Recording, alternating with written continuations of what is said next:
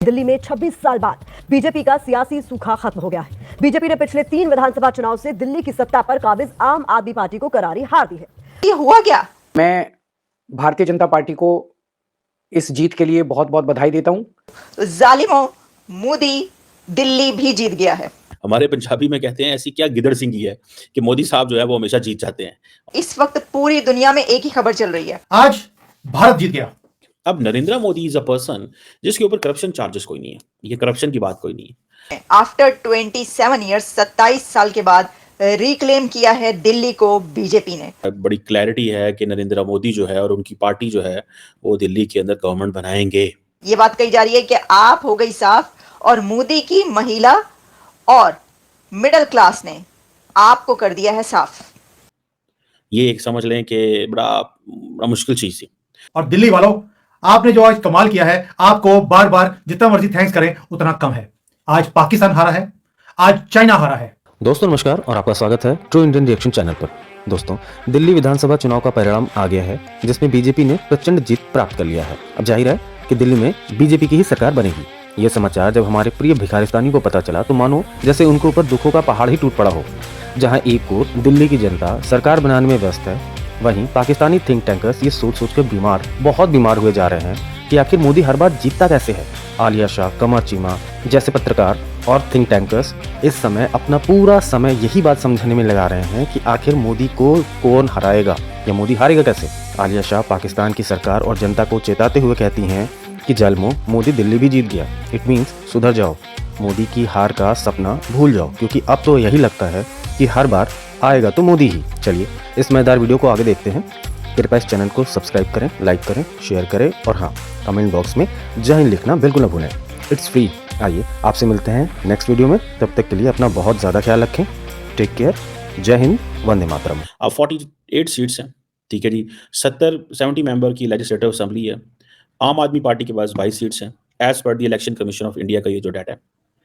अब क्वेश्चन ये है कि ऐसी पार्टी जो जीती है, हाफ जो मार्क जीती है, 35 जीतती है, वो गवर्नमेंट बना सकती है। सो ये कहा जाता है कि ये जो इलेक्शन है ये बड़ा इंपॉर्टेंट था कि इसमें इज्जत बेइज्जती का मसला होता है हमारे south Asia, India, Pakistan, Bangladesh, Indian area के अंदर ना, कि जी बीजेपी का इज्जत बेइज्जती का मसला है, आम आदमी पार्टी की इज्जत बेइज्जती का मसला है। कांग्रेस तो खैर बाहर थी सारी गेम में, ठीक है जी। अब ये आपको पता है दिल्ली जो है ये इसको बोलते हैं ये फेडरली एडमिनिस्ट्रेटेड टेरिटरी, जैसे इस्लामाबाद है पाकिस्तान के अंदर। और आम आदमी पार्टी 2013 से 2013 से रूल कर रही है। अभी कुछ अरसे से उनके ऊपर करप्शन की एलिगेशंस आए हैं जिसको उन्होंने डिनाई किया, और आपको पता है कि वो जेलों में भी रहे हैं और एंड ऑल दीज थिंग्स। और इवन के आम आदमी पार्टी पंजाब चली गई, वहाँ भी हुकूमत बना ली। So that was very different कि शायद अपने आप को एक्सपैंड कर रहे हैं लेकिन वो अपनी बेस से ही हार गए, ठीक है ना जी। और देखें जब से नरेंद्र मोदी पावर में आए 2014 में दिल्ली में जो है नरेंद्र मोदी के खिलाफ गवर्नमेंट थी, ठीक है जी। सो आप इसी से अंदाज़ा लगा लें। अब क्वेश्चन ये है कि ऐसी क्या, हमें उसको लफ्ज़ नहीं बोलना चाहिए लेकिन मैं बोल लेता हूँ just to enhance your vocabulary. हमारे पंजाबी में कहते हैं ऐसी क्या गिदड़ सिंगी है कि मोदी साहब जो है वो हमेशा जीत जाते हैं। और ये जो इन्होंने किया है इसकी क्या लॉजिक है, ठीक है ना जी। और इसके ऊपर बात करते हैं कि देखिए सबसे पहले you have to establish the reasons what happened basically. Normally होता क्या है, ठीक है, इतना कोई आसान काम तो नहीं है। होता क्या है, लेकिन एक एक लफ्ज़ होता है उसे बोलते हैं एंटी इनकम्बेंसी फैक्टर। जो उस वक्त जो रूलिंग पार्टी होती है उसका एक एंटी इनकम्बेंसी फैक्टर होता है, ठीक होगा जी। अब ये सारी की सारी जो बात है इसको समझने की ज़रूरत है। एंटी इनकम्बेंसी फैक्टर होता है। अब इसमें आप देखें कि एक तरफ हम ये देखते हैं कि जो इंटरनल चैलेंजेस भी हैं, जैसे मैंने कहा करप्शन की वजह आ गई। अब 10 साल से वो हैं, 2013 से थे तो एक था। ये वैसे एंटी इनकम्बेंसी नरेंद्र मोदी के भी थे लेकिन वो जीतते रहे हैं। सो इट मीन्स कि नरेंद्र मोदी जो है वो उनको एंटी इनकम्बेंसी फैक्टर कुछ नहीं कह रहा। और ये पार्टी जो है आम आदमी पार्टी है, लार्जली इसको कहा जाता था ये मिडिल क्लास की पार्टी है। तो ये मिडिल क्लास की पार्टी जो है वो ये एक होती थी। बीजेपी जो है ना वो एक कहते थे डबल इंजन की सरकार, ठीक है जी।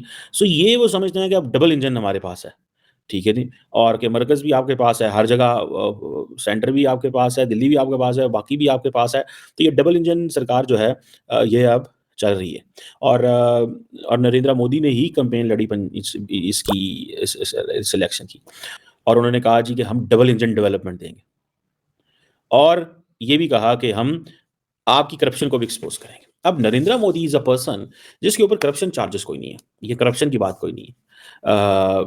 ये चीज जो है that is something which is there. So ये फैक्टर्स हैं, इसको थोड़ा समझना पड़ेगा। और केजरीवाल का धड़न तख्ता आप हो गई साफ। ये चैनल सब्सक्राइब करें और मेरे हर अपडेट आपको मिले, इसके लिए बेल आइकन जरूर दबाइएगा। आप सभी को मेरी ढेर सारी शुभकामनाएं।